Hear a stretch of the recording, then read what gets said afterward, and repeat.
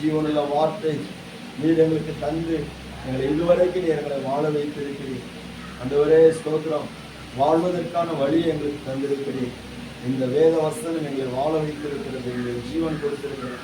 தகப்பனே, அந்த ஜீவனை நாங்கள் பரிபூர்ணப்படுத்தும்படியாக தொடர்ந்து நீ எங்களோடு இடைப்படுச்சு. இயேசுவின் நாமத்தின் தெரியும் நல்ல பிதாவே. அல்லேலூயா. நமக்கு எல்லாருக்கும் தெரிந்த ஒரு வசனத்தை உங்களுக்கு முன்பாக கொண்டு வர கத்திற்குள்ளாக வாங்கிக்கிறேன். யோவான் எழுதின சுவிசேஷம் 2வது அதிகாரம். யோவான் எழுதின சுவிசேஷம் 2ஆம் அதிகாரம். ஸ்தோத்திரம். 10வது வேதவசனத்தை ஒருவர் வாசிக்கலாம். எந்த மனுஷனும் உங்கள் நல்ல திராட்சரசத்தை கொடுத்து ஜனங்கள் திருப்தி அடைந்த பின்பு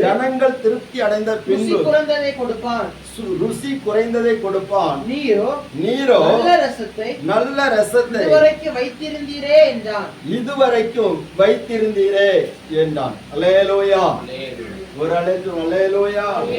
நமக்கு தெரிந்த வேத பகுதிதான். இந்த நாளிலே என்ன வார்த்தை கொடுக்க வேண்டும் சொல்லி பல விதத்துல போராடி கொண்டிருந்த போது கடைசியில இந்த வார்த்தை என்னுடைய சிந்தனையில் ஆண்டவர் தந்தார். அதை உங்களுக்கு முன்பாக வைக்க கத்தருக்குள்ளாக வாஞ்சிக்கிறேன். எந்த மனுஷனும் முன்பு நல்ல திராட்சை ரசத்தை கொடுத்து ஜனங்கள் திருப்தி அடைந்த பின்பு ருசி குறைந்ததை கொடுப்பான். நீரோ நல்ல ரசத்தை இதுவரைக்கும் வைத்திருந்தீரே. அல்லேலூயா. கர்த்தருடைய நாமம் மகிமைப்படுவதாக. ஆண்டவராய் இயேசு கிறிஸ்து அவர் கானா ஊரில் நடந்த அந்த சின்ன கிராமத்தில் நடந்த ஒரு கல்யாண வீட்டில் அவர் அற்புதங்களை செய்த சம்பவத்தை நாம் பலமுறை கேட்டிருக்கிறோம். பல இடங்களிலே அதை பல கோணங்களிலே நாம் தியானித்திருக்கிறோம். பல விதமான வியாக்கியானங்களை நாம் அதிலே அறிந்திருக்கிறோம். அல்லேலூயா. ஆமென். யூதருடைய திருமண காரியங்கள் என்று சொன்னால் அது விசேஷமாகவே அவர்கள் ஆசரிப்பது உண்டு. அதில் விசேஷமாக அவர்களுக்கு அங்கே பரிமாறப்படக்கூடிய ஒரு ஸ்தோத்திரம் திராட்சரசம் ஒன்று உண்டு. அந்த பானம் அது திராட்சரசமாக இருக்கிறது. அந்த திராட்சரசம் எவ்வளவு தரமானதா இருக்கிறதோ அந்த அளவுக்கு அந்த கல்யாண வீடு சிறப்பானதாக இருக்கிறதாக எல்லாரும் அதை மேன்மையாக சொல்லுகிற காரியங்களை நாம் அறிந்திருக்கிறோம். இப்படிப்பட்ட சூழலில் ஆண்டவர் இயேசு அந்த இடத்துல தம்முடைய முதலாம் அற்புதத்தை வெளிப்படுத்தி முதலாம் அற்புதத்தை அவர் செய்து தம்முடைய மகிமையை வெளிப்படுத்தினார் என்று சொல்லி நம்ம பார்க்க முடிகிறது. 11ஆம் வசனத்தை வாசிங்க. இவ்விதமாக இயேசு முதலாம் அற்புதத்தை கலிலேயாவில் உள்ள கானா ஊரிலே செய்து தம்முடைய மகிமையை வெளிப்படுத்தினார். அவருடைய சீஷர்கள் அவரிடத்தில் விசுவாசம் வைத்தார்கள். அல்லேலூயா. அப்ப அவருக்கு அவர் இந்த அற்புதத்தை செய்ய முன்னாடியும் சீஷர்கள் இருந்திருக்கிறார்கள். ஆனா அவங்களுக்குள்ளால ஆண்டவர் இயேசுவின் மேல் வைக்கிற விசுவாசம் இந்த அற்புதத்தை அவர்கள் கண்ட பிற்பாடு என்று சொல்லி நம்ம பார்க்க முடிகிறது. இந்த அற்புதமானது அவர் தம்முடைய மகிமையை வெளிப்படுத்தின காரியம் என்று சொல்லி நம்ம பார்க்க முடிகிறது. அன்பான தேவனுடைய பிள்ளைகளே, இந்த நாளில் கூட இந்த அற்புதத்தை காரியத்தை குறித்து நாம் சிந்திக்கிற போது ஒரு வித்தியாசமான காரியத்தை ஆண்டவருடைய சிந்தனையிலே அவர் தந்ததை உங்களுக்கு முன்பாக வைக்க வாஞ்சிக்கிறேன். கர்த்தருடைய நாமம் மகிமைப்படுவதாக.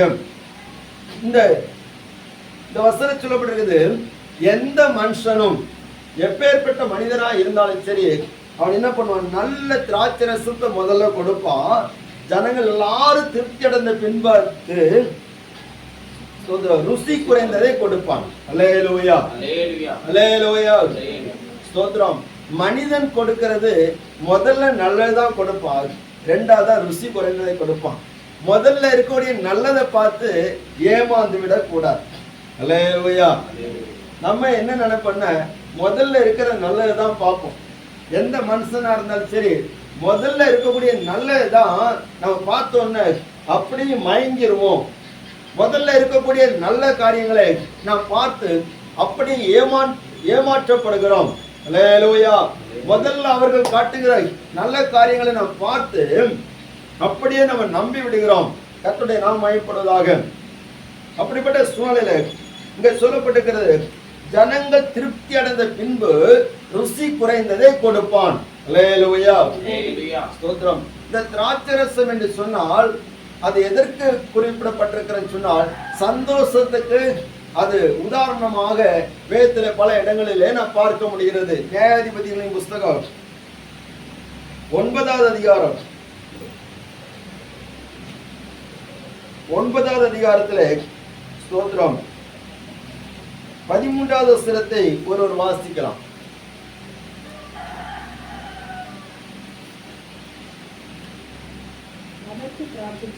அதற்கு திராட்சை செடி தேவர்களையும் மனுஷரையும் மகிழ பண்ணும், என் ரசத்தை நான் விட்டு அல்லேலூயா தேவர்களையும் மனுஷர்களையும் நான் என்ன செய்வேன், மகிழ பண்ணுகிற என்னோட திராட்சரசம். அப்ப திராட்சரசம் என்பது அது ஒரு சந்தோஷத்துக்கு அடையாளமாக, சந்தோஷத்தை உண்டாக்கக்கூடிய ஒரு பானமாக அல்லது ரசமாக அங்கே குறிப்பிடப்பட்டிருக்கிறத பார்க்கக்கூடிய பல வசனங்கள் இருக்கிறது. எல்லாவற்றையும் சொல்வதற்கு சமயமில்லை. பாருங்கள், அங்கே விருந்துகள் பரிமாறப்படுகிற போது கூட குறிப்பாக இருக்கிறது என்னதான், திராட்சரசம் தான் ரொம்ப இருக்கும். எஸ்தரின் புஸ்தகம் 1வது அதிகாரம், எஸ்தரின் புஸ்தகம் 1வது அதிகாரத்திலே அங்கே ராஜா 127 தேசத்தில் உள்ள அந்த தேசாதிபதிகளுக்கும் அந்த பிரபுக்களுக்கும் அவன் விருந்து செய்கிற போது அவன் ஒரு காரியத்தை பண்ணுகிறான் பாருங்க. ஸ்தோத்திரம். 1வது அதிகாரம் 7வது வசனம்.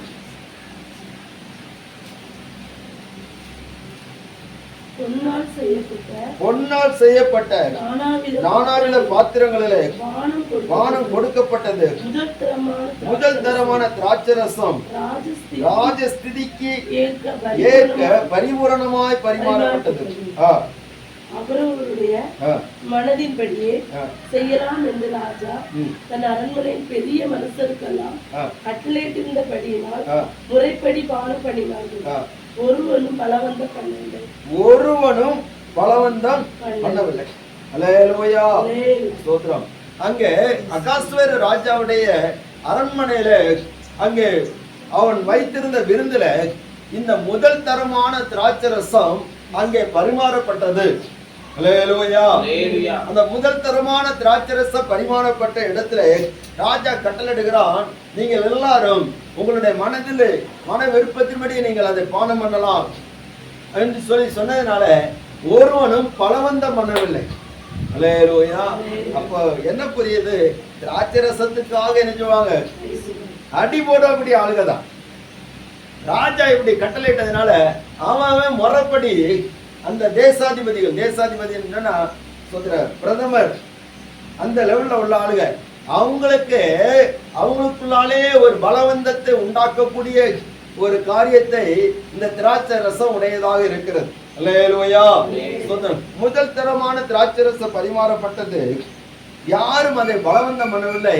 எல்லாருக்கும் பரிபூர்ணமாக கிடைத்ததுனால அவங்க திருப்திகரமாக அதை பானம் பண்ணினார்கள் என்று பார்க்கிறோம். ஆனால் நடந்த காரியம் தெரியுமா, அது முதல் தரமான திராட்சரசமாக இருந்தது. ஆனால் அது தரம் குறைந்தது. அல்லேலூயா. எப்படி தரம் குறைந்தது என்று சொல்லி நீங்க பாப்பீங்கன்னா, ஸ்தோத்திரம், அந்த 1வது அதிகாரத்திலே 7வது வசனத்தை வாசிங்க. 8வது வசனம். அவரவருடைய மனதின்படியே சரி, 7வது வசனம் 10வது வசனத்தை வாசிங்க. 10வது வசனம். 7ஆம் நாளிலே ராஜா திராட்சரசத்தினால் களிப்பா இருக்கும்போது மகா ரூபவதியாயிருந்த வஸ்தியின் சௌந்தரியத்தை ஜனங்களுக்கு காண்பிக்கும்படி ராஜ கிரீடம் தரிப்பிக்கப்பட்டதால் அவளை ராஜாவுக்கு முன்பாக அழைத்து வர வேண்டும் என்று. போதும். அல்லேலூயா. இங்க எல்லாம் பரிபூர்ணமாக சந்தோஷமாக களிப்பாக இருக்கிற போது என்ன நடக்கிறது சொன்னால், ராஜா திராட்சரசத்தினால் களிப்பாக 7ஆம் நாள் இருக்கும் போது அவருக்கு ஒரு சிந்தனை வருது. மகா சௌந்தரியவதியாகிய வஸ்தியை என்ன செய்யணும், எல்லாருக்கும் முன்னாடி கூட்டிட்டு வரணும்னு சொல்லி ஒரு எண்ணம் வருது. அப்போ எண்ணம் வந்தோடனே அந்த வஸ்திக்கு அந்த அழைப்பை கொடுக்கக்கூடிய 7 பிரதானிகள் இடத்துல அந்த கட்டளை கொடுத்து ராஜா அனுப்புகிறான். அப்பொழுது இந்த பிரதானிகள் மூலமா சொல்லப்பட்ட கட்டளையை வஸ்தி நினைச்சவில்லை, ஏற்றுக்கொள்ளாததினால அவன் திராட்சரசத்தினால் களிப்பா இருந்தவன் இப்பொழுது கடுமையாக மாறுகிறான். 12ஆம் வசனத்துல பாருங்க, கடைசி பகுதியில் பாருங்க. அப்பொழுது ராஜா கடும் கோபம் அடைந்து தனக்குள்ளே மூர்க்க வெறி கொண்டான். அல்லேலூயா. அப்ப முதல்ல திராட்சரச களிப்பு உண்டாக்கதா இருந்தது, இரண்டாவது எப்படி மாறுது? கோப வெறியா மாறுகிறது. அல்லேலூயா. இதுதான் முதல்ல உள்ளது. மனிதன் கொடுக்கிறது, முதல்ல கொடுக்கிறது களிப்பாக இருக்கிறது, சந்தோஷமாக இருக்கிறது, பூரிப்பாக இருக்கிறது, பரிபூர்ணமாக இருக்கிறது, முதல் தரமாக இருக்கு. ஆனால் இரண்டாவது அது எப்படி அந்த இடம், அந்த ராஜா கோபம் அடைஞ்சிட்டான்னு சொன்னா அந்த இடத்துல யாரும் எப்படி இருக்க முடியாது? சந்தோஷமா இருக்க முடியுமா? முடியாது. அல்லேலூயா, அல்லேலூயா. அதே நேரத்துல அந்த வஸ்தியும் அவளும் விருந்து பண்ணுகிறாள், அவளும் விருந்து பண்ணி திராட்சரசம் கொண்டாடுறாள். அப்போ அவளுக்கு அது கடைசி திராட்சரச பரமாறக்கூடிய நாளாட்டு மாறி. அல்லேலூயா, அல்லேலூயா. அவளும் திராட்சரசத்தை அவள் கொண்டு வந்து அவளும் திராட்சரசத்தை வைத்து எல்லாருக்கும் விருந்து வைக்கிறாள். அதுதான் அவளுக்கு கடைசி திராட்சரசம் கொண்டாட்டமா மாறிச்சு. அப்போ எந்த மனுஷனா இருந்தாலும் முதல்ல என்ன கொடுப்பான்? ருசி, நல்ல திராட்சரசத்தை கொடுப்பான், ருசி கூண்டதை கொடுப்பான், பிற்பாடு ருசி குறைந்ததை கொடுப்பான். அல்லேலூயா. ஒரு அழைப்பு அல்லேலூயா. கர்த்தருடைய நாமம் மகிமைப்படுவதாக. ஸ்தோத்திரம். இந்த வசனத்துடைய கடைசி பகுதியில பாப்பீங்கன்னா 2வது அதிகாரம் 1ஆம் வசனத்துல நீங்க பாப்பீங்கன்னா, இவைகளுக்கு பின்பு ராஜாவாகிய அகாஸ்வேருவின் உக்கிரம் தணிந்த போது அவள் வஸ்தியையும் அவள் செய்ததையும் அவளை குறித்து தீர்மானிக்கப்பட்டதையும் நினைத்தான்.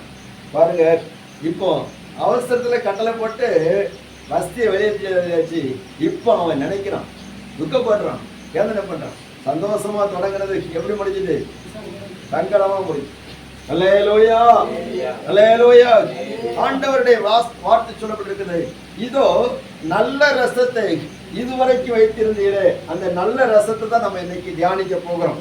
சுந்தரம். அருமையான தேவனுடைய பிள்ளைகளே, இந்த உலகத்துல நமக்கு எது நமக்கு பரிபூர்ணமாக கிடைத்தாலும், அது மனிதனால் கிடைக்கிறதாக இருந்தாலும், இந்த உலகத்திலே எந்த காரியத்தின் மூலமாக கிடைக்கிறதாக இருந்தாலும், அது நமக்கு ருசி நிறைந்ததாக சந்தோஷத்தை கொடுக்கக்கூடியதாக இருந்தாலும், ஆனால் அது நிரந்தரம் அல்ல. அல்லேலூயா. நிச்சயமாக அது ஒரு நாள் ருசி குறைந்ததாக மாறும்.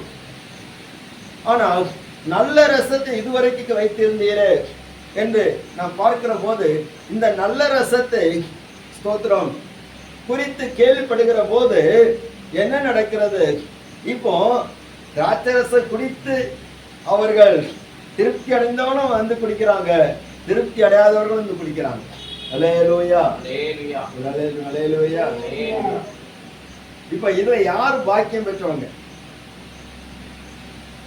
இயேசு கொடுக்கக்கூடிய நல்ல திராட்சரசத்தை வருகிறவர்கள் தான் பாக்கியம் பெற்றவங்க. சரி, இப்போ இன்னொரு வார்த்தை கூட உங்களுக்கு சொல்ல விரும்புகிறேன். ஸ்தோத்திரம். 3ஆம் வசனத்தை வாசிங்க. திராட்சரசம் குறைவுபட்ட போது, திராட்சரசம் குறைவுபட்ட போது இயேசுவின் தாய் அவரை நோக்கி, கவனிங்க, திராட்சரசம் குறைவுபட்ட போது ஒரு கல்யாண வீடு நடக்கிறதுன்னு சொன்னால் எது குறையக்கூடாது? அப்புறமா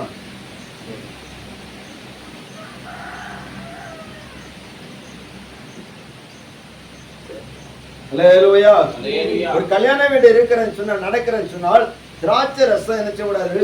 குறையக்கூடாது. அப்ப இந்த கல்யாண வீட்டுல அவர்கள் ஏற்பாடு பண்ணுகிறவர்கள் முதல்ல எதை தான் கரெக்டா வைப்பாங்க? திராட்சை ரசம். அல்லேலூயா. அப்ப ஏன் குறை வந்துச்சு?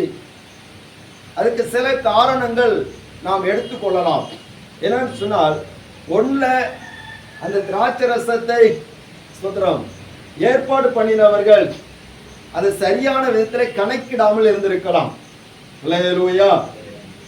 கணக்கிடாமல் இருந்திருந்தால் நம்ம பொதுவா ஒரு கல்யாண வீட்டுக்கு அழைப்புதல் கொடுக்குறாங்க, குடும்ப சகிதம் வந்துடணும் அப்படிம்பாங்க. அல்லேலூயா. 1000 கார்டு அடிச்சாங்கன்னா சோதரர் இவங்க ஒரு 2000 பேருக்காக ரெடி பண்ணணும். ஆனா இவங்க 1000 கார்டு அடிச்சுட்டு 1000 பேருக்கு ரெடி பண்ணி அங்க என்ன வந்துடும், ஷார்டேஜ் வந்துடும், குறை வந்துடும். அது ஒரு காரணம் சொல்லலாம். அடுத்தால இன்னொரு காரணம் என்ன சொன்னா, திராட்சை ரசம் ரொம்ப ருசியா இருந்ததை பார்த்துட்டு யாருக்கு வேண்டாம் சொல்லி வந்ததெல்லாம் வாரி வலிச்சு நினைச்சது. அல்லேலூயா சோத்ரம். வந்ததெல்லாம் நம்ம அப்படிதானே, கல்யாணம் போயாச்சுன்னா சோத்ரம் நம்ம இலைய பார்க்கறத விட யாருக்கு இலையதான் அதிகமா வைப்போம். உங்களுக்கு தெரியாதோ? அல்லேலூயா. நீங்க யாருமே கல்யாண வீட்டுல போய் சாப்பிட போன இல்லைன்னு நினைக்கிறேன். சோத்ரம் பக்கத்து இலையதான் பாக்குறது. சோத்ரம் அல்லேலூயா. ஏன்னா சோத்ரம் மற்றவங்களை விட நமக்கு கொஞ்சம் எனக்கு அதிகமா கிடைக்கணும் எதிர்பார்ப்போம். இதே பார்ட்டிகள் வந்து அன்னைக்கு இருந்ததுனால வரவெல்லாம் பிந்தி வரவனுக்கு வேணுமேன்னு என்ன இல்லாம அவளத்தையும் நினைச்சுக்கலாம், காலி பண்ணிருக்கலாம். அல்லேலூயா. ஒரு ஆளுக்கு அல்லேலூயா. சோத்ரம். இப்படி சில காரணங்களினாலே அங்க திராட்சை ரசம் குறையப்பட்டு விட்டது. தேவனுடைய நாம் மகிமை விளங்க அது குறையப்பட்டிருக்கலாம். இது ஒரு காரணம் நம்ம சொல்லலாம். ஆனா எப்படியோ ஒண்ணு குறையப்பட்டு, அப்போ ருசி குறைந்ததை அங்கே நம்ம பார்க்கிறோம். ஆனா ருசி உள்ளது இனிதான் வருகிறது. அல்லேலூயா. அல்லேலூயா. நல்ல திராட்சை ரசம். திராட்சை ரசம் என்று சொன்னால் அது குடிப்பவர்களுக்கு சந்தோஷம், ஆனா திராட்சை பழத்துக்கு சங்கடம். புரியுதா உங்களுக்கு? அல்லேலூயா. அத்தனை பேரை சந்தோஷப்படுத்தக்கூடிய அந்த திராட்சை பழம் அது தன்னை தியாகம் பண்ணினால்தான் திராட்சை ரசம் வரும். அல்லேலூயா. திராட்சை ரசத்தை எப்படி உருவாக்குவாங்க தெரியுமா? அதற்குன்னு சொல்லி ஆலைகள் இருக்கிறது. அந்த திராட்சை பழங்கள் எல்லாம் பறித்து கவனிங்க. எல்லாரும் கவனிக்கிறீங்களா? இப்பவே நீங்க திராட்சை ரசம் குடிச்ச மாதிரி மாறிடுறாங்க. அல்லேலூயா. சோத்ரம். திராட்சை பழங்கள்லாம் பறித்து அங்கே ஆலைகள் இருக்கும். அந்த ஆலைகளிலே போடுவார்கள். போட்டு விட்டு பிள்ளைகள், சிறு பிள்ளைகள் காலெல்லாம் சுத்தமா கழுவிட்டு உள்ளே இறங்கி அந்த திராட்சை பழங்களை பிழிய வைப்பார்கள், மிதிக்க வைப்பார்கள். அசுத்த கால்களோட அல்ல, சுத்தமான கால்களோட நினைச்சுவாங்க, மிதிக்க வைப்பார்கள். மிதிக்க மிதிக்க அந்த திராட்சை பழங்களிலிருந்து அந்த சாறு வெளியே வரும், அந்த ரசம் வெளியே வர கீழே ஒரு ட்ரைனேஜ் வச்சுப்பாங்க, அது வழியாட்ட நினைச்சோம் வெளியே வந்து. அல்லேலூயா. அப்படி வந்து அதுக்குன்னு சொல்லி ஒரு தனியாக பகுதி உண்டு, அதுல வந்து சார் இப்படித்தான் அந்த திராட்சை பழத்தை பிழிந்து பிழிந்து இந்த ஆலையாட்டி அதை அந்த திராட்சை ரசத்தை பிழிக்கிற போது அவங்க சந்தோஷமா பாட்டு பாடுவாங்க. அல்லேலூயா. அல்லேலூயா. அவங்க மேலெல்லாம் அந்த திராட்சை ரசம், அந்த ரசம் தெரிக்கும், சந்தோஷமா பாட்டு பாடுவாங்க. இப்படி சந்தோஷத்தோடு களிப்போடு அவங்க திராட்சை ரசத்தை பிழிவார்கள். அந்த திராட்சை ரசம் அது பிழியப்படுகிற போது அதுக்கு தான் வேதனை, தோலெல்லாம் உரியும். அல்லேலூயா. அதுக்குள்ள விதையெல்லாம் வெளியே வரும், அதனுள்ள இருப்பு அந்த சாறுகள் எல்லாம் வெளியே வந்து அது சேகரிக்கப்படும். அந்த திராட்சை ரசத்தை பக்குவப்படுத்தி அதை பிரித்தெடுத்து அதை ராஜாக்களுக்கும் பல தரப்பட்ட ஜனங்களுக்கும் பரிமாற கொடுப்பார்கள். அல்லேலூயா. அல்லேலூயா. அப்படியானால் இந்த மனிதர் கொடுத்த திராட்சை ரசம் அப்படிப்பட்டதுதான். ஆனால் அதை விட உன்னதமானதை கொடுக்கணும்னு சொன்னா உன்னதமான தேவன் அவருடைய திராட்சை ரசம் எப்படிப்பட்டது, இது எங்கே இருந்து வந்தது என்பதைதான் நம்ம இந்த நாளிலே நம்ம பார்க்க போகிறோம். நம்முடைய வாழ்க்கையில திராட்சை ரசத்தின் அனுபவத்தை நாம் பெற்றுக் கொள்கிறோமா? அல்லேலூயா. அல்லேலூயா. இது எங்கே இருந்து வந்தது? இந்த திராட்சை ரசம் எங்கே இருந்து வந்தது? ஆண்டவர் எதையுமே அவர் செம்மையாக செய்கிறவர், நேர்த்தியாக செய்கிறவர். அல்லேலூயா. ஆமா. பாக்கெட்ல கை போட்டுட்டு வெற்று பாக்கெட்ல கையை போட்டுட்டு ரூபா வரும்னு சொல்லி சொல்லுகிறவர் இல்ல. புரியுதா உங்களுக்கு? அல்லேலூயா. ஆமா. ஸ்தோத்திரம். அக்கௌண்ட் இருக்குன்னா அவங்க அக்கௌண்ட்ல யாரும் பணம் போடாம பணம் வரும்னு சொல்லி சொல்லுகிறவர் அல்ல. குறுக்கு வழியில ஆண்டவர் எதையுமே நிச்சய மாட்டாரு, செய்ய மாட்டார்.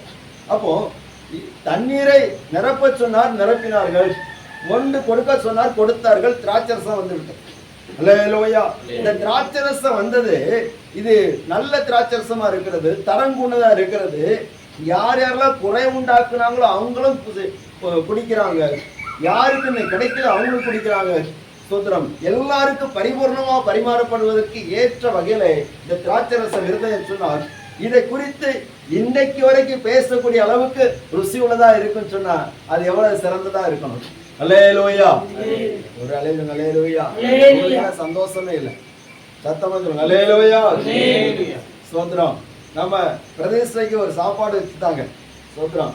நான் சொல்ல வேண்டியதில்லை, ஆனாலும் பல மாதங்கள் தாண்டி எனக்கு அதை குறித்து ரிசல்ட் வந்ததுனால சொல்றேன். என்ன சொல்லுவாங்க, ஒருத்தர் சொல்றாரு, ஸ்தோத்திரம், பாஸ்டர் நீங்க வச்ச சாப்பாடு, அன்னைக்கு ஏற்பாடு பண்ணிய சாப்பாடு ரொம்ப நல்லா இருந்துச்சு. அதை நாங்கள் இதுவரைக்கும் எந்த ஒரு ஃபங்க்ஷன் வீட்டில் இந்த மாதிரி சாப்பிட்டதில்லை அப்படின்னு சொன்னாங்க. எனக்கு கேட்டோன்னா கொஞ்சம் பரவாயில்ல, அப்போ இந்த சாப்பாடை பேசக்கூடிய ஆளு கூட இருக்கிறாங்க. அல்லேலூயா. ஸ்தோத்திரம். அப்ப இதுவையே பேசுறாங்கன்னா, அன்னைக்கு இயேசு கொடுத்த திராட்சரசம், அந்த நல்ல ரசத்தை இன்னைக்கு 2000 வருஷமா நம்ம பேசுறோன்னு அது எவ்வளவு குவாலிட்டியா இருந்திருக்கணும். அல்லேலூயா. ஒரு அல்லேலூயா. அவர் முதல் தரமாக கொடுக்கிறவர். அப்ப அந்த நல்ல திராட்சரசம் நமக்குள்ள அவர் எப்படி தருகிறார், இந்த திராட்சரசம் எப்படி வருகிறது, எங்கே இருந்து வருகிறது என்பதைத்தான் இந்த நாளிலே நாம் சற்று தியானிக்க போகிறோம். வாசிங்கள். யோவான் சுவிசேஷம் 2வது அதிகாரம் 5வது வசனத்தை ஒருவர் வாசிக்கலாம். அவருடைய தாய் வேலைக்காரரை நோக்கி அவர் உங்களுக்கு என்ன சொல்லுகிறாரோ அதன்படி செய்யுங்கள் என்றார். அல்லேலூயா. இந்த திராட்சரசம் எங்கே இருந்து வருகிறது சொன்னால், அவர் உங்களுக்கு என்ன சொல்லுகிறாரோ அதன்படி செய்யுங்கள், உங்களுக்கு திராட்சரசம் வரும். அல்லேலூயா. வசனங்களை வைத்து ரொம்ப நேரம் யோசிச்சுட்டே இருந்தேன். என்னாண்டவரே, இந்த வார்த்தை நம்ம எப்பவும் பிரசங்கம் பண்ணக்கூடியதான், நிறைய கேட்கக்கூடியதான். ஆனா இன்னைக்கு உள்ள வார்த்தை கொஞ்சம் வித்தியாசமா இருக்கும். அவர் உங்களுக்கு என்ன சொல்லுகிறாரோ அதன்படி செய்யுங்கள், உங்களுக்கு அந்த வார்த்தை, அந்த நல்ல திராட்சரசம் கிடைக்கும், அந்த நல்ல சந்தோஷம் கிடைக்கும், அந்த அற்புதம் நடக்கும். அல்லேலூயா. அல்லேலூயா. ஸ்தோத்திரம். ஏனென்று சொன்னால் வேதம் சொல்லி இருக்கிறது, எபிரேயர் நிருபம் 11வது அதிகாரம் 11வது அதிகாரத்திலே 3வது வசனத்தை வாசிக்கலாம்.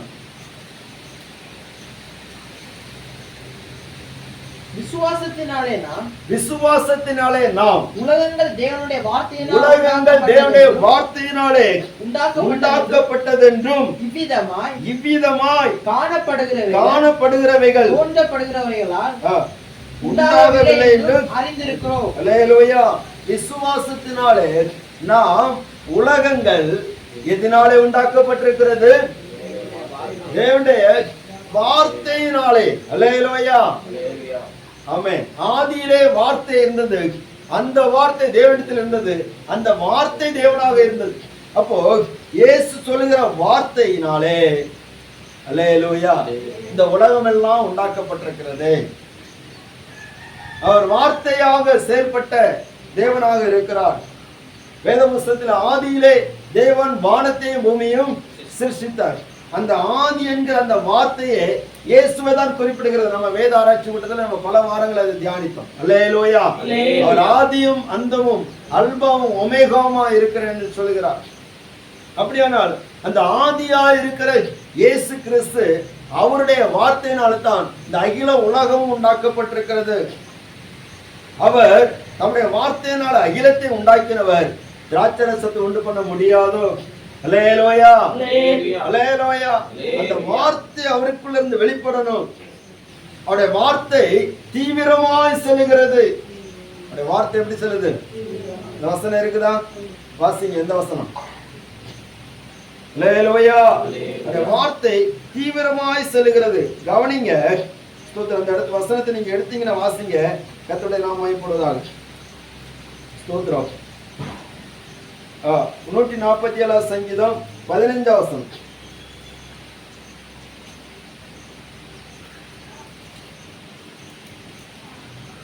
147 அவர் தமது வார்த்தையை பூமியிலே அனுப்புகிறார். அவருடைய சொல் மகா தீவிரமாய் செல்லுகிறது. அல்லேலூயா. மகா தீவிரமாய் செல்லுகிறது. அதாவது கவனிங்க, சில நூற்றாண்டுகளுக்கு முன்பாக ஒரு செய்தியை அமெரிக்காவுக்கு அறிவிக்க வேண்டுமானால் அது எத்தனை நாள் தாண்டி செல்லும்? நம்முடைய அறிவு 1 மாசம். அல்லேலூயா. ஸ்தோத்திரம். காரணம் என்னன்னு சொன்னா, அன்றைக்கு ஸ்தோத்திரம் விமான போக்குவரத்துகள் இல்லாத காலகட்டத்தில் கப்பல்களை தான் அதிகமான போக்குவரத்துகள் இருந்திருக்கிறது. அதுக்கு ஒரு பாடு விமான போக்குவரத்து வந்தது. சரிதானே? ஸ்தோத்திரம். அல்லேலூயா. ஆனால் இன்றைய காலகட்டம் எப்படி இருக்கிறது? முன்னாடி எல்லாம் ஒரு வீட்டில் ஒரு மரணம் ஏற்பட்டு விட்டால் அந்த மரணத்தினுடைய செய்தியை குடும்ப அங்கத்தினர்கள் யாராவது தூரத்தில் இருந்தால் அவங்களுக்கு தெரியப்படுத்துவதற்கு உடனே சொல்வார்கள், என்ன பண்ணுங்க, தந்தி அடிச்சிங்களா? அல்லேலூயா. அதிகமான செய்தி இந்த மரண செய்தி எதை தந்தி பண்ணீங்களா, தந்தி அடிச்சிட்டீங்களா அப்படின்னு சொல்லுவாங்க. அதுக்கு நேர நார்வல்ல போய் தந்தி ஆபீஸ் இருக்கிறது, இப்ப டெலகிராம் ஆபீஸ் இருக்காங்க தெரியல, அந்த ஆபீஸ்ல போய் விஷயத்த சொல்லியாச்சுன்னா அவங்க சிம்பிளாட்டு ஒரு வேர்ல அங்க அறிவிப்பாங்க. அங்கிருந்து ஆட்கள் போய் அங்க போய் சொல்லுவாங்க. அப்ப அந்த செய்தி போய் கேட்டுட்டு அங்க இந்த மரண செய்தி கேட்டுட்டு அங்க உள்ளவங்களுக்கு எல்லாம் பரிமாறி அங்கிருந்து அந்த ஆட்களுக்கு வரணும்னா அதுக்கு பல நாட்கள் ஆகிறது. ஆனா இன்னைக்கு அப்படி இல்லை. அல்லேலூயா. நம்ம அனுப்புற அடுத்த செகண்டே எந்த நாட்டுக்குனாலும் செய்து போயிருது. அல்லேலூயா. மனுஷனுடைய அறிவிலே இந்த வார்த்தைகள் தீவிரமாக காற்று அலைகளிலே அப்படி செல்லுமானால் கர்த்தருடைய சொற்கள் அதை விட மகா தீவிரமாய் செயல்படும். அல்லேலூயா. அல்லேலூயா. இந்த வார்த்தையினாலே தான் இந்த திராட்சை ரசம் வந்தது. அவருடைய வார்த்தைக்கு அவ்வளவு வல்லமை இருக்கிறது. அவர் உங்களுக்கு என்ன சொல்லுகிறாரோ அதன்படி செய்யுங்கள். அப்போ அவருடைய வார்த்தையினாலே நமக்கு இந்த திராட்சை ரசம் கிடைக்கணும்னு சொன்னா, இந்த சந்தோஷம் கிடைக்கணும்னு சொன்னா, இந்த அற்புதம் நடக்கணும்னு சொன்னா அவருடைய வார்த்தையின்படி நம்ம செயல்பட்டா போதும். அல்லேலூயா. வார்த்தையை விசுவாசிக்கணும், அவருடைய வார்த்தையை கற்றுக்கொள்ளணும், அவருடைய வார்த்தையை கடைபிடிக்கணும். நான் உங்களுக்கு இன்றைக்கு நான் உங்களுக்கு விதிக்கிற உங்கள் தேவனாய் கர்த்தருடைய கட்டளை செய்ய நீங்கள் கவனமா இருப்பீர்களானால், உபாகம் 28:1, கவனமா இருப்பீர்களானால் பூமியில் சகல ஜாதிகளை பார்க்கலாம் கர்த்தர் உங்களை மேன்மையாக வைப்பார். அல்லேலூயா. மேன்மையாக வைப்பார். அந்த நல்ல திராட்சை ரசத்தை எல்லாரும் சொன்னது போல நம்மை குறித்து சொல்வார். நம்மை நல்ல திராட்சை ரசமா மாற்றிடுவார். அவருடைய வார்த்தை நமக்குள்ள வந்துடும். பாருங்க, இயேசு என்ன சொன்னார்? அந்த சுத்திகரிப்பு முறைப்படி 6 கற்சாடிகள் அங்க இருந்தது. அந்த 6 கற்சாடிகளிலே என்ன நிரப்ப சொன்னார்? தண்ணீர் நிரப்ப சொன்னார். அல்லேலூயா. தண்ணீர் நிரப்ப சொன்னா தண்ணீர் நிரப்பணும். அவர் சொல்றதை நம்ம செய்யணும். அவர் சொல்றதை நம்ம செய்துட்டோம்னா அவருடைய வார்த்தைகள் அவர் செய்ய நினைத்தது அந்த வார்த்தை செய்துவிடும். அல்லேலூயா. அல்லேலூயா. எல்லாரும் இங்க தானே இருக்கீங்க? அல்லேலூயா. மீகா தீர்க்கதரிசன புஸ்தகம்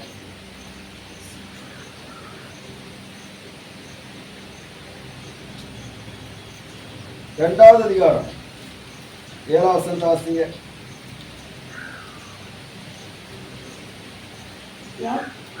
யாக்கோபு வம்சம் என்னும் பெயர் பெற்றவர்களே, கர்த்தரின் ஆவி குறுகியிருக்கிறதோ இவைகள் தானோ செம்மையாய் நடக்கிறவனுக்கு என் வார்த்தைகள் நன்மை செய்யாதோ? அல்லேலூயா. என் வார்த்தைகள் நன்மை செய்யாதோ? இந்த வார்த்தை தான் நமக்கு நன்மை செய்யும். இந்த வார்த்தை தான் நம்ம வாழ வைக்கும். மனுஷனுடைய வார்த்தை அல்ல. மனுஷனுடைய வார்த்தையில கண்டு நம்ம கலங்க வேண்டியது இல்லை. ஸ்தோத்திரம். அல்லேலூயா. மனுஷனுடைய சொல்லு நமக்கு கலக்கத்தை கொண்டு வர வேண்டியதில்லை. கர்த்தர் என்ன சொல்கிறாரோ அதான் நடக்கும். பிசாசு என்ன சொல்றாரு அது நடக்காது.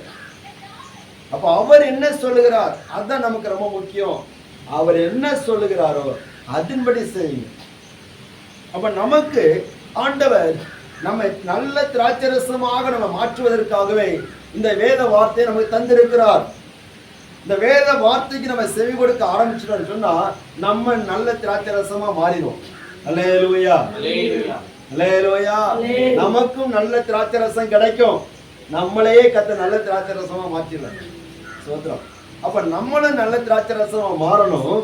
நமக்கும் நல்ல திராட்சரசம் நல்ல தரமானவைகள் கிடைக்கணும்னு சொன்னால் அவருடைய வார்த்தை நமக்குள்ளால அது ஒவ்வொரு நாளும் கொழுந்து விட்டு எரிந்து கொண்டே இருக்கும். அல்லேலூயா.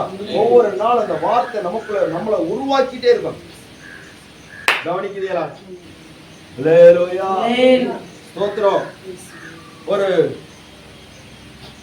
ஒரு நாஸ்திகன் ஒருவன் அவன் படகுகளை பயணம் செய்து கொண்டிருந்தான். அவனுடைய கொள்கை என்னதுன்னா கடவுள் கிடையாது, கடவுள் என்றே ஒருத்தர் கிடையாது. அப்போ இவன் பயணம் செய்து கொண்டிருக்கும் போது திடீரென்று சொல்லி காட்டாற்று வெள்ளம் வந்து அந்த படகை ஒரு காட்டு பகுதியில கொண்டு ஒதுக்கி விட்டது. இப்பொழுது இவனுக்கு தப்பதற்கு வழி இல்லை. அந்த காட்டுக்குள்ளே போகிறான். உள்ளே பார்த்த காட்டுவாசிகள் கொஞ்சம் பேர் இருக்கிறாங்க. அந்த காட்டுவாசிகள் இந்த மனிதனை, இந்த நாஸ்திகனை அன்போடு வரவேற்றார்கள். ஆபத்திலே தப்பி வந்திருக்கிறானே சொல்லி வரவேற்றார்கள். அவங்க தோற்றங்கள்லாம் பார்த்தீங்கன்னா கொஞ்சம் வித்தியாசமா இருக்குது. குறிப்பாக அந்த பகுதியில் உள்ள காட்டுவாசிகளை குறித்து இவன் என்ன கேள்விப்பட்டிருக்கிறான்னா மனிதர்களை சமைத்து சாப்பிடுகிறவன். மனிதர்களை சமைத்து சாப்பிடுகிறவன். அப்போ இவன் அதை கேட்டு கொஞ்சம் பயந்தான். ஆனா அவங்க சார்ந்தவன் நடக்கிறதை பார்த்து கவனிங்க. அல்லேலூயா. ரொம்ப ஸ்தோத்திரம். இவனுக்கு கொஞ்சம் சமாதானமாக இருந்தது. பரவாயில்ல, நம்ம எப்படியே தப்பிட்டோம் அப்படின்ட்டு அவங்க கொடுத்த பழங்களை சாப்பிட்டான், ஆகாரங்களை புசித்தான். ரொம்ப கொஞ்சம் திருப்தி அடைந்த பிற்பாடு அங்கே பார்க்கிறான், அங்கே இருக்கக்கூடிய காட்டுவாசிகள் ஒரு சிலர் இந்த வேத வசனத்தை வைத்து வாசித்து கொண்டிருக்கிறதை அவன் கவனித்தான். அப்பொழுது இவன் அவனிடத்தில் சொன்னான், ஐயா, நீங்கள் ஏன் இந்த வீணான புஸ்தகத்தை படித்து உங்கள் நேரத்தை வீணாக்குகிறீர்கள்? உங்களுக்கு நல்ல திறமை இருக்கிறது, நீங்கள் வேலை செய்து நல்ல முறையில் நல்ல நாகரிகமா நீங்க வாழலாமே, இதை வாசித்து எவன் முன்னேறுவான் அப்படின்னு இவனுடைய பாஷையில இவன் சொல்ல ஆரம்பி. அல்லேலூயா. ஒரு அல்லேலூயா. அது எல்லாவற்றையும் சொல்லக்கூடிய அத்தனையும் அந்த காட்டுவாசி பைபிளை வாசிக்கக்கூடியவன் கேட்டுட்டே இருந்தான். கேட்டுட்டு இருந்தவன் சொன்னான், ஐயா, நான் உங்களுக்கு ஒரே ஒரு காட்சி மட்டும் சொல்றேன். நீங்க இப்ப பேசிட்டு இருக்கீங்க தெரியுமா? அல்லேலூயா. என் முன்னாடி பேசிட்டே இருக்க காரணமே இந்த பைபிள் தான். என்ன சொல்றீங்க? இல்லாட்டா இந்த பைபிள் மட்டும் என் வாழ்க்கையை மாட்டாட்டா நீர் இப்ப பேசிட்டு இருக்க மாட்டாரு, இப்ப எங்க சட்டிக்குள்ள வெந்துகிட்டு. அல்லேலூயா. ஒரு அளவு அல்லேலூயா. நீ பேசிட்டு இருக்கிறதுக்கு காரணமே இந்த பைபிள் தான். இது மட்டும் எங்க வாழ்க்கையில கிடைக்காட்டா நீர் பேச மாட்டீரு, நாங்க தான் பேசுவோம், நீர் சட்டிக்குள்ள வெந்துகிட்டு இருக்கு. இந்த வார்த்தையை சொன்ன அவனுக்கு தூக்கி வாரி போட்டு. அப்போ எந்த மனுஷனையும் நல்ல திராட்சை ரசமா மாற்றக்கூடிய இந்த வார்த்தையை நீங்க பிடிச்சிருந்தீங்கன்னா உங்க வாழ்க்கை நல்ல ரசமா மாறும். அல்லேலூயா. அல்லேலூயா. உங்களை தூசிக்கிறவனும் உங்களை குறைவா பேசுறவனு கூட இந்த திராட்சை ரசம் உங்களுக்குள்ள இருந்துன்னா உங்களுக்கு நல்ல ரசமா பார்ப்பான். அல்லேலூயா. இதுவரைக்கும் நல்ல ரசத்தை வைத்திருந்தீரே, இந்த ரசம் எங்க போச்சு? இது குறையப்பட்ட ரசமா இருக்குது, எல்லாரும் குறை சொல்லக்கூடிய ரசமா இருக்குது. அந்த ரசத்தை மாற்றுவதற்கு தேவனுடைய வார்த்தையின்படி செய்யுங்க. அந்த ரசம் உங்களை நல்ல திராட்சை ரசமா மாற்றும். அல்லேலூயா. அல்லேலூயா. நீங்கள் நானும் நல்ல திராட்சை ரசமா தான் இருக்கணும். நிறைய பேருடைய வாழ்க்கையில சந்தோஷத்தை கொடுக்கக்கூடியவங்களா இருக்கணும், ஆசீர்வாதங்களை கொடுக்கிறவங்களா இருக்கணும். நல்ல திராட்சை ரசமா என்னை மாற்றும் ஆண்டவரே. நான் இதுவரைக்கும் குறையப்பட்ட திராட்சை ரசமா இருந்துட்டேன், யாருக்குமே திருப்தி இல்லாம இருந்துட்டேன். நிறைய பேர் என்ன ருசிக்கும் போது திருப்தி இல்லை. ஆனா இந்த வார்த்தை என்ற அந்த ஸ்தோத்திரம், அந்த வார்த்தையினால், தேவனுடைய வார்த்தையினால் வருகிற அந்த திராட்சை ரசமா நான் மாறணும். எனக்கும் அந்த திராட்சை ரசம் கிடைக்கும். அல்லேலூயா, அல்லேலூயா, ஸ்தோத்திரம். கர்த்தருடைய நாமம் மகிமைப்படுவதாக. இது எங்கே இருந்து வந்தது? தேவனுடைய வார்த்தையிலிருந்து வந்தது. இரண்டாவது, இந்த திராட்சை ரசம் எங்கே இருந்து வந்தது? நான் ஏற்கனவே சொன்னேன், ஆண்டவர் எதையுமே ஷார்ட் ரூட்ல அவர் கிரியை செய்கிறவர் கிடையவே கிடையாது. அல்லேலூயா, அவர் நீதியானவர், நேர்மையானவர். அல்லேலூயா, ஸ்தோத்திரம். கர்த்தருடைய நாமம் மகிமைப்படுவதாக. ஆண்டவர் அவருடைய வார்த்தையினால் அவர் திராட்சை ரசத்தை கொண்டு வந்திருக்கிறார். இரண்டாவது, இந்த திராட்சை ரசம் எங்கே இருந்து வந்தது? அதை நம்ம பார்க்க போகிறோம். லூக்கா சுவிசேஷம் 22வது அதிகாரம்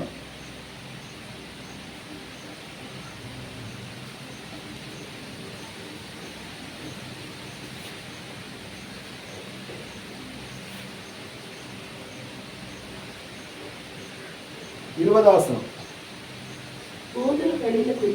போஜன பண்ணின பின்பு அவர் அந்தபடியே பாத்திரத்தையும் எடுத்து கொடுத்து, இந்த பாத்திரம் உங்களுக்காக சிந்தப்படுகிற என்னுடைய இரத்தத்தினாலே புதிய உடன்படிக்கையா இருக்கிறது. அல்லேலூயா, அல்லேலூயா. இந்த நல்ல திராட்சை ரசம் எங்க இருந்து வந்ததுன்னு சொன்னால் அவருடைய பாடுகளில் இருந்து வந்தது. அல்லேலூயா, சிலுவை பாடுகளிலிருந்து ஒரு திராட்சை ரசம் புரண்டு ஓடுகிறது. அவர் சிலுவையிலே பாடுகள் அனுபவிக்கும்படியாக நசுக்கப்படுகிறார், எல்லாரும் அவமதிக்கப்படுகிறார். இவரை அவமதிக்கிறவர்களுக்கு சந்தோஷம்.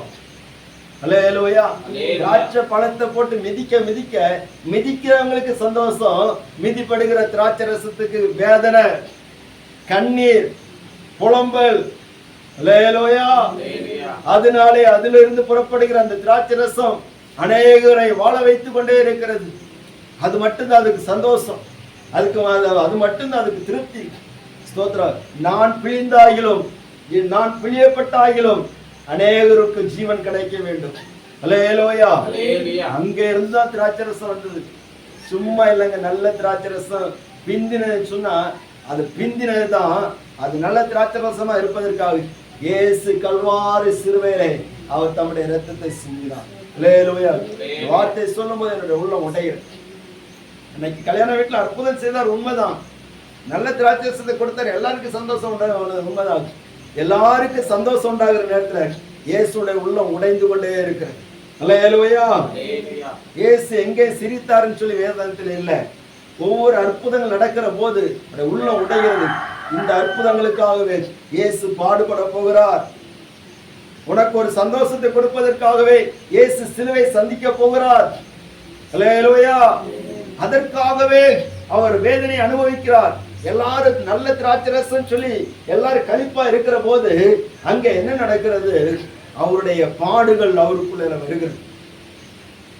இயேசு அவர் வாழ்ந்த நாட்களிலே ஒவ்வொரு டைம் அவர் தன்னுடைய பாடுகளை சொல்லிக்கொண்டே இருக்கிறார். காரணம் சொன்னா அவர் திராட்சை ரசத்தை போல பிரியப்பட போகிறார். அல்லேலூயா, நல்லா கவனிங்க. எனக்கு ஆச்சரியமான ஒரு காரியம் சொன்னா, இயேசு தம்முடைய அற்புதத்தை எங்கே தொடங்குறார்? திராட்சை ரசத்துல இருந்து தொடங்குறார். அல்லேலூயா, அவருடைய ஊழியம் முடிகிற போது எங்கதான் முடிகிறது சொல்லுங்க? திராட்சை ரசத்துல அவருடைய ஊழியம் முடிகிறது. அல்லேலூயா, கானாவூர்ல திராட்சை ரசத்தை தொடங்கினார், திராட்சை ரசத்தை கொடுத்தார். அதே போல ஆண்டவர் சிலுவையிலே அவருடைய பாடுகளை அனுபவிக்க போகிற நேரத்தில் அந்த திராட்சை பழத்தை கொடுக்கிற சொல்கிறார், இது என்னுடைய பாடுகளுக்கு ஒரு அடையாளம். அல்லேலூயா, அல்லேலூயா. என் மாம்சத்தை புசித்து என் ரத்தத்தை பானம் பண்ணுகிறவனுக்கு நித்திய ஜீவன் உண்டு. ஸ்தோத்திரம். ஆண்டவர் இயேசு சொன்னார், நானே மெய்யான திராட்சை செடி. யோவான் 15 அதிகாரம் 1 வசனம் வாசிங்க.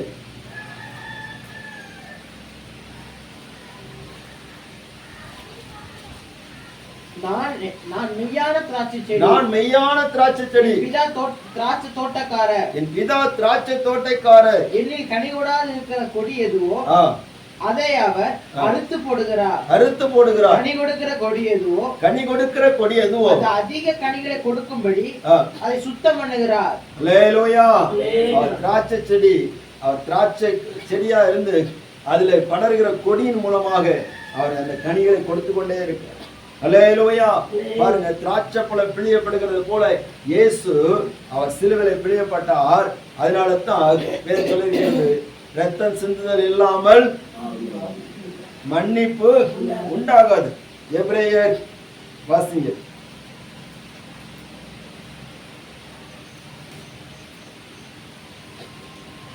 9வது அதிகாரம் 11வது வசனம்.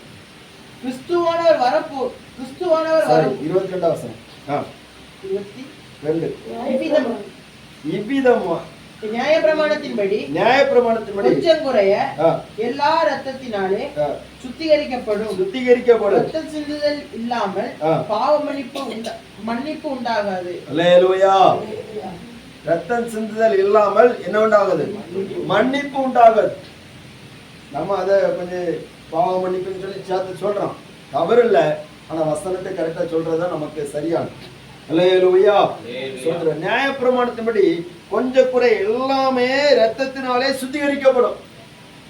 அப்போ எந்த நியாயப்பிரமாணத்தின்படி எல்லா பனிமுட்டுகளும் சுத்திகரிக்கப்படனாலும் ரத்தம் தேவை. ஒரு மனிதன் பாவம் செய்து தவறு செய்து அவன் சுத்திகரிக்கப்படனாலும் என்ன தேவை? என்ன தேவை? ரத்தம் தேவை. ரத்தத்தினாலதான் சுத்திகரிப்பு உண்டாகும். அப்போ ஒரு மனிதனுடைய பாவம் மன்னிக்கப்பட வேண்டுமானால் அந்த பாவத்தை எண்ணாமல் இருக்கணும்னு சொன்னால் அவனுக்காக ரத்தம் சிந்தப்பட வேண்டி இருக்கிறது, ஒரு கிரயம் கொடுக்க வேண்டி இருக்கிறது. அந்த கிரயத்தை இயேசு கொடுத்தார். அதனால் கிடைத்த மன்னிப்பு நல்ல திராட்சரசம். அல்லேலூயா. அல்லேலூயா. அதனால் கிடைத்த மீட்பு நல்ல திராட்சரசம். அதனால் கிடைத்த ரட்சிப்பு நல்ல திராட்சரசம். அதற்காகவே இயேசு அந்த பாடுகளை பட்டார், அந்த வேதனைகள் அடைந்தார். அருமையான தேவனுடைய பிள்ளைகளே, அதை அற்பமாக எண்ணி அந்த இரத்தத்தை காலின் கீழ் மிதித்து அவமானப்படுத்துகிறவர்கள் எத்தனை பெரிய ஆக்கினைக்கு ஏதுவாக இருப்பார்கள் சொல்லி எபிரேயர் 10வது அதிகாரம் 29வது வசனம் சொல்லப்பட்டிருக்கிறது. வாசிக்கலாம். தேவனுடைய குமாரனை காலின் கீழ் மிதித்து தன்னை பரிசுத்தம் செய்த உடன்படிக்கை இரத்தத்தை அசுத்தம் என்று எண்ணி கிருபையின் ஆவியை நிந்திக்கிறவன் கொடிதான ஆக்கினைக்கு பாத்திரவானாய் இருப்பான் என்பதை யோசித்து பாருங்கள். அடுத்த வசனம் கூட வாசிருங்க. பழிவாங்குதல் எனக்குரியது, நானே பதில் செய்வேன் என்று கர்த்தர் சொல்லுகிறார் என்றும் கர்த்தர் தம்முடைய ஜனங்களை நியாயம் தீர்ப்பார் என்றும் சொன்னவர் இன்னார் என்று அறிவோம். அல்லேலூயா. தேவனுடைய குமாரனை காலின் கீழ் மிதித்து தன்னை பரிசுத்த செய்த உடன்படிக்கையின் ரத்தத்தை அசுத்தம் என்று எண்ணி கிருபையின் ஆவியை நிந்திக்க கூடாது. அப்ப அந்த ரத்தத்தை யாரு அற்பமாக எண்ணக்கூடாது. அல்லேலூயா. அல்லேலூயா. நமக்கு இலவசமா கிடைத்தது மீட்பு, அது அற்பமானது கிடையாது. இலவசமா கொடுக்கப்பட்ட ரட்சிப்பு அது தரம் குறைந்தது கிடையாது. அதற்கான கிரயம் கொடுக்கப்பட்டிருக்கிறது. அதுதான் பாவம் இல்லாத இயேசு கிறிஸ்துவின் இரத்தம். அந்த இரத்தம் சிலுவையிலே அவர் நசுக்கப்பட்டார். அல்லேலூயா. அல்லேலூயா. அந்த எருசலேம் வீதியிலே அவரை சிலுவையில வைத்து கொண்டு போகிற போது, சிலுவை அவர் மேல் வைத்து கொண்டு போகிற போது வீதியெல்லாம் ரத்தம் வடிந்து கொண்டே இருக்கிறது. ஸ்தோத்திரம். ரத்தம் வடிந்து கொண்டே இருக்கிறது. பிள்ளைய ரத்தம் வழியாக போயிட்டே இருக்கு. ஸ்தோத்திரம். எல்லா ரத்தமும் சிந்தி சிலுவையில தொங்குகிற போது கடைசி சொட்டு ரத்தம் வரைக்கும் சிந்தி அவர் நமக்காக பிழியப்பட்டார். அங்கே இருந்தா நல்ல ரசம் உண்டான. அல்லேலூயா. அந்த இரத்தத்தினால் உண்டானதா சபை. அவர் தம்முடைய சுய ரத்தத்தினால் சம்பாதித்துக் கொண்ட சபை. அதை வஞ்சிக்கும்படியாக ஓநாய் கூட்டங்கள் வரும்.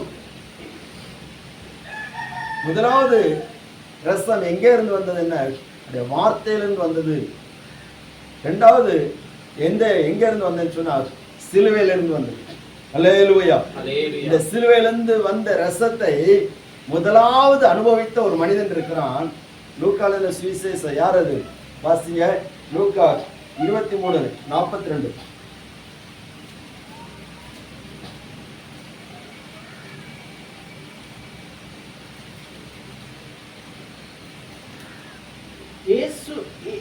இயேசுவை நோக்கி, ஆண்டவரே, நீர் உம்முடைய ராஜ்யத்தில் வரும்போது அடியேனை நினைத்தருளும் என்றான். இயேசு அவனை நோக்கி, இன்றைக்கு நீ என்னுடனே கூட பரதீசில் இருப்பாய் என்று மெய்யாகவே உனக்கு சொல்லுகிறேன் என்றார். அல்லேலூயா. இதுதான் அவர் கொடுத்த திராட்சரசு, நல்ல திராட்சரசு. இதை முதலாவது வாங்கி அனுபவித்தவன் இந்த ஸ்தோத்திரம் கள்ளனாக இருக்கிறான், குற்றவாளியாக இருக்கிறான். அல்லேலூயா.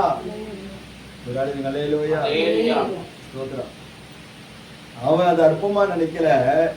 அந்த திராட்சரச முதலாவது வாங்கி பருகிறான். அவனுக்கு தேவனுடைய ராஜ்யம் அங்கே அருளப்படுகிறது. அப்போ இயேசு சொன்னார், நான் அந்த திராட்சரச தேவனுடைய ராஜ்யத்திலே நவமான ரசத்தை பானம் பண்ணும் அளவும் இதை நான் நிச்சயம் பானம் பண்ணுவதில்லை என்று சொன்னார். அப்ப இயேசுவோடு நவமான திராட்சரசம் எங்க இருக்கிறது சொன்னா பரலோகத்தில் இருக்கிறது. அந்த நவமான திராட்சரசத்தை அவரோடு கூட பருகுவதற்கு நாம் நம்மை பரிசுத்தமாக காத்துக் கொள்ள வேண்டும். ஒன்றை புரிந்து கொள்ள, நான் என்னுடையவன் கிடையாது, நீங்கள் கிரயத்துக் கொள்ளப்பட்டீர்கள்.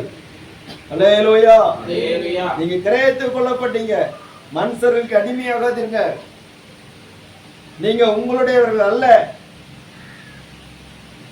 நீங்கள் யாருடையவன் சொன்ன கிறிஸ்துவனுடையவர்கள். அல்லேலூயா. உங்களை யாரும் உரிமை பாராட்ட முடியாது. சாத்தான் உரிமை பாராட்ட முடியாது. பாவம் உரிமை பாராட்ட முடியாது. எந்த ஊழியக்காரனும் உரிமை பாராட்ட முடியாது. எந்த மனுஷனும் உரிமை பாராட்ட முடியாது. இயேசுவே அவர்தான் நம்ம மேல் உரிமை உள்ளவர். அல்லேலூயா. மூன்றாவது ஒரு காரியத்தை சொல்லி ஜெபத்தில் நடத்த விரும்புகிறேன்.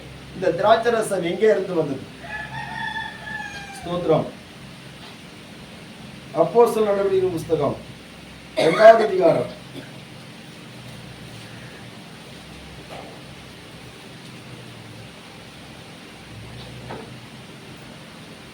13வது வசனம்.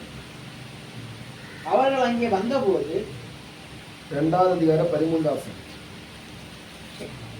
மற்றவர்களோ இவர்கள் மதுபானத்தினால் நிறைந்திருக்கிறார்கள் என்று பரியாசம் பண்ணினார்கள். போதும். அல்லேலூயா. இந்த திராட்சரசம் எங்கே இருந்து வந்தது? திராட்சரசத்தினுடைய ஒரு பகுதி மதுபானம். மதுபானம் எங்கிருந்து தயாரிக்கப்படுகிறதுனா திராட்சரசத்திலிருந்து தயாரிக்கப்படுகிறது. அல்லேலூயா. இந்த மதுபானத்தினாலே பாவம் உருவாகிறது. அது மனிதனுடைய புத்தியை மயக்குகிறது. ஆனால் இந்த இடத்துல இவர்கள் பார்வைக்கு இவர்கள் மதுபானத்தினால் நிறைந்திருக்கிறார்கள் என்று சொல்லப்பட்டது. என்ன விஷயம் நடந்தது? பெந்தேகோஸ்தே என்கிற நாள் வந்த போது அங்கே 120 பேர் கூடியிருந்த அந்த இடத்துல யார் வந்தால் பரிசுத்த ஆவியானவர் பலத்த காற்றடிக்கிற முழக்கம் போல இறங்கி வந்து அத்தனை பேர் ஆவியினால் என்ன செய்கிறார்? நிரப்புகிறார். அவங்க ஆவியில நிரம்பி அந்நிய பாஷைகளை பேசி கர்த்தரை ஆராதிக்கிற போது, தேவனை மகத்துவங்களை துதிக்கிற போது அங்கே இருந்த சகல தேசத்தார்களும் இவர்கள் எப்படி எங்கள் பாஷைகளிலே இவர்கள் ஸ்தோத்திரம் தேவனை துதிக்கிறார்களே என்று சொல்லி அவருக்கு விளங்கின காரியங்களை சொல்லுகிற போது இன்னும் ஒரு குரூப் சொல்றாங்க, இவங்க தண்ணி அடிச்சுட்டு சத்தம் போட்டுட்டு இருக்கிறாங்க. அல்லேலூயா, அல்லேலூயா. இது ஒரு திராட்சரசம். இது மதுபான திராட்சரசம் அல்ல, இது பரிசுத்தாவினால் உண்டான திராட்சரசம். அல்லேலூயா. ஒரு அழுதுங்க அல்லேலூயா. ஸ்தோத்திரம். அப்போ இந்த நல்ல திராட்சரசம் எங்கே இருந்து வந்து முதல்ல அவருடைய வார்த்தையிலிருந்து வருகிறது, இரண்டாவது கல்வாரி சிலுவையிலிருந்து வருகிறது, மூன்றாவது பரிசுத்த ஆவியானவரிடத்திலிருந்து வருகிறது. அல்லேலூயா. இயேசு அதை தான் சொன்னார், நான் போவேன், நான் போன பிற்பாடு உங்களுக்கு கூட எந்தெந்தைக்கு இருக்கும்படியாக தேற்றரவாளனை உங்களுக்குள்ள அனுப்புவேன். ரோமர்கள் நிருபம் 14வது அதிகாரம் 17வது வசனத்தை வாசிக்கிறோம்.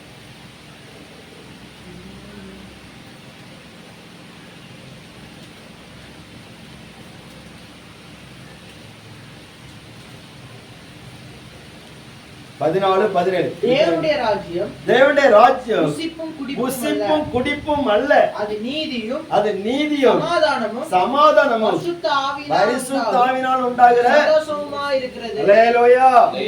புசிப்பு குடிப்புன்னா அப்பம் சாப்பிட்டு திராட்சரசம் குடிக்கிறது, அதுல இல்ல, அந்த சந்தோஷம் அல்ல. இது நீதியும் சமாதானமும் பரிசுத்த ஆவியினால் உண்டாகிற சந்தோஷம். கரங்களை தட்டி கர்த்தரை மகிமைப்படுத்துவோம். அல்லேலூயா. அந்த திராட்சரசம் நல்ல திராட்சரசம் எங்க இருந்து வந்ததுன்னு சொன்னால் பரிசுத்த ஆவியினால் உண்டானது. இயேசு அவர் தம்முடைய ஆவியை அளவில்லாமல் சபைக்கு கொடுக்கிறார். பிதாவாகிய தேவன் ஸ்தோத்திரம் இயேசு கிறிஸ்துவுக்கு தம்முடைய ஆவி அளவில்லாமல் கொடுத்தது போல அவரும் சபைக்கு தம்முடைய ஆவியை கொடுக்கிறார். கிறிஸ்துவின் ஆவி இல்லாதவன் அவருடையவன் அல்ல. அல்லேலூயா, அல்லேலூயா. அப்ப அவருடைய ஆவி ரொம்ப முக்கியம். அவருடைய ஆவியினால் நடத்தப்படணும். அவருடைய ஆவியில நிரம்பி அவரை ஆராதிக்கிறோம். அவருடைய ஆவியில அந்நிய பாஷைகளை பேசி அவர் ஆராதிக்கிறோம். அல்லேலூயா. சிலர் ஒரு பகுதியை மட்டும் பிடிச்சிட்டு இருப்பாங்க. இல்லைங்க, கர்த்தர் எல்லாவற்றையுமே பரிபூர்ணமா செய்கிறவர். அதனால பூரணத்தை கர்த்தர் எதிர்பார்க்கிறார். அவர் எல்லாவற்றையும் நேர்த்தியா செய்கிறார். வார்த்தையினால் உண்டான திராட்சரசம், சிலுவையில உண்டான திராட்சரசம், ஆவியில உண்டான திராட்சரசம். அல்லேலூயா, அல்லேலூயா. இந்த திராட்சரசத்தினால் நிறையப்பட்டவர்கள் கவனிங்க, அவர்கள் அதுக்கு பிற்பாடு தங்களுடைய சொந்த சுயமாக காரியங்கள் செய்யாமல் இவர்கள் செய்கிறது எல்லாமே அந்த ஆவியானவரோடு இசைந்துதான் செயல்பட ஆரம்பித்தார்கள். பேதுரு பிரசங்கம் பண்ணினாரு. எப்படி பிரசங்கம் பண்ணாரு? ஆவியில, பரிசுத்த ஆவியில நிறைந்து நினைச்சாரு பிரசங்கம் பண்ணாரு. அவரு ஜெபம் பண்ணினாரு. எதனால நிறைந்து ஜெபம் பண்ணாரு? பரிசுத்த ஆவியில நிரம்பி ஜெபம் பண்ணாரு. ஸ்தோத்திரம். பேசினாரு. அனனியாட்ட பேசும்போது, சப்பீராட்ட பேசும்போது எப்படி பேசினாரு? அல்லேலூயா. நீங்க ஸ்தோத்திரம் என் நாமத்தின் மித்த எல்லாராலும் பகைக்கப்படுவீங்க, அதிகாரிகளுக்கு முன்பாகவும் ஸ்தோத்திரம் எல்லாரும் முன்னாடி போய் நிற்கும் போது என்ன பேசுவோம்னு சொல்லி நீங்க நினைக்காதீங்க. உங்களை நீங்க பேசுகிறவர் நீங்கள் அல்ல, உங்களுக்குள்ள இருந்து யார் பேசுவாங்க? அது பிதாவின் ஆவியானவர் உங்களுக்குள்ள இருந்து பேசுகிறவர். அல்லேலூயா. ஸ்தோத்திரம். இது எதுக்கு தெரியுமா? ஸ்தோத்திரம், ஸ்தோத்திரம். இயேசு கிறிஸ்துவின் நாமத்தின் நிமித்தம் நமக்கு பாடுகள் வருகிற போது, போராட்டங்கள் வரும்போது, அதிகாரிகளுக்கு முன்னாடி போய் நிற்கும் போது என்ன பேசுவோம்னு நம்ம நினைப்போம்ல, அப்ப என்ன பேசுவோம் அது ஆவியானவர் நமக்குள்ள இருந்து செய்வார். அல்லேலூயா, அல்லேலூயா. ஸ்தோத்திரம். நிறைய பேர் பிரசங்கத்தை மட்டும் தான் இந்த வார்த்தையை யூஸ் பண்ணுவாங்க. இல்லங்க, இந்த வார்த்தை சொல்லப்பட்ட இடம் வேற. அப்போ இந்த வார்த்தையின்படி ஆவியானவர் சந்தோஷப்படுத்துவார். ஆவியானவர் நம்முடைய இந்த உலகத்தின் மாம்சத்தின் கிரியைகளை ஜெயிக்க வைப்பார். ஆவியானவர் சாட்சியாக வைப்பார். ஆவியானவர் நமக்குள்ள இருந்து கிரியை செய்வார். அல்லேலூயா. ஆவியானவருடைய கனிகள், ஆவியானவருக்குள்ள இருந்து கனிகள் வெளிப்படும். ஆவியானவர் சொன்னா அந்நிய பாஷை பேசுகிறது மட்டும்தான் ஆவியானவர் நினைக்க கூடாது. அந்நிய பாஷை பேசிட்டு வரங்களை செயல்படுத்திட்டு கனி இல்லைன்னு சொன்னாங்க, அது ஆவியானவர் இல்ல, அது புளிச்சு போன கனி. அல்லேலூயா. புளிச்சு போனது, தரம் கட்டது, என்னைக்கு ஒரு நாள் ஆவியில நிரம்பினது, அதோட முடிஞ்சு. ஆனா கனி இல்ல. அல்லேலூயா. இன்னைக்கு அநேக கனி இல்லாத கிறிஸ்தவமா இருக்குது. அப்போஸ்தலர் நடவடிக்கை கலாத்தியர் 5வது அதிகாரத்துல 22வது வசனம்.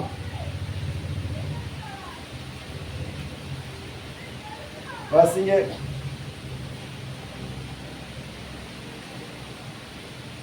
கலாத்தியர் 5:22. ஆவியின் கனியோ அன்பு, சந்தோஷம், சமாதானம், நீடிய பொறுமை, தயவு, நற்குணம், விசுவாசம், சாந்தம், இப்படிப்பட்டவைகளுக்கு விரோதமான பிரமாணம் ஒன்றுமில்லை. கிறிஸ்துவினுடையவர்கள் தங்கள் மாம்சத்தையும் அது ஆசை இச்சைகளையும் சிலுவையில் அறிந்திருக்கிறார்கள். நாம் ஆவியில் பிழைத்திருந்தால் ஆவிக்கேற்றபடி நடக்கவும் நடக்க கடவும், வீண் புகழ்ச்சி விரும்பாமலும், ஒருவர் கோபமூட்டாமலும், ஒருவர் மேல் ஒருவர் பொறாமை கொள்ளாமலும் இருக்க கடவும். அல்லேலூயா. ஆவியினாலே பிழைத்திருந்தால் ஆவிக்கேற்றபடி நடக்கவும் கடவும். இதுதான் ஆவியானுடைய கனி. அல்லேலூயா. அல்லேலூயா. இங்க இருந்து ஒரு திராட்சரசம் உருவாது பாருங்க. அது ரொம்ப மதுரமான, இயேசுக்குள்ள இருந்து உருவானது. அதுதான் வார்த்தையினால் உருவான திராட்சரசம், நல்ல திராட்சரசம். சிலுவை பாடுகளினால் உருவான திராட்சரசம், நல்ல திராட்சரசம். பரிசுத்த ஆவியினால் உருவான திராட்சரசம், நல்ல திராட்சரசம். அல்லேலூயா. அதை இதுவரைக்கும் வைத்திருந்தீரே. அப்ப அந்த திராட்சரசம் நமக்கு வேணும். நம்ம வாழ்க்கையை அநேகர் சொல்லணும். அல்லேலூயா. இயேசுவை எல்லாரும் சொன்னார்கள், இன்றைக்கு வரைக்கும் அவர் நல்ல திராட்சரசமாக இருக்கிறார். இயேசு செய்த அந்த திராட்சை எத்தனையோ காரியங்கள் நடந்திருக்கு. ஆனா இந்த வார்த்தை, இந்த திராட்சரசம் இன்னைக்கு வரைக்கும் சொல்லப்படுது. அப்ப அதுல ஒரு ரகசியம் இருக்குதுல்ல. அல்லேலூயா. நம்ம எல்லாரும் வாங்க கொண்டு ஜெபம். கர்த்தர் நம்மை ஆசீர்வதிப்பார். இந்த திராட்சரசம் எங்கே இருந்து வந்திருக்கு?